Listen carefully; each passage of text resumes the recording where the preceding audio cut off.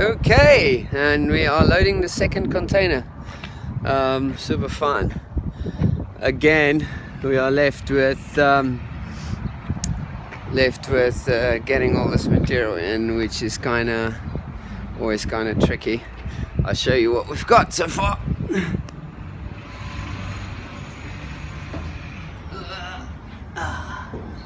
Okay, so here we got the last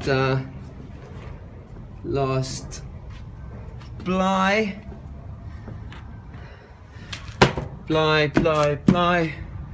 These are all drywall or plasterboard, however you call it.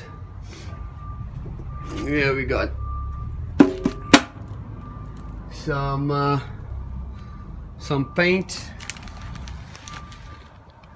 There we got some hurricane ties and nails and stuff.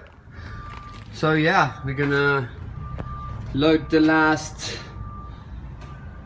2x4s and 2x6s here, and then we have some galvanum roofing that needs to come in here, the 20 foot, which is pretty long. So we'll most probably use this space, put the 2x4s and 2x6s, which this space is not really enough, so then we'll shove some up there, and then hopefully the galvanum roofing fits in. But yeah, all fun.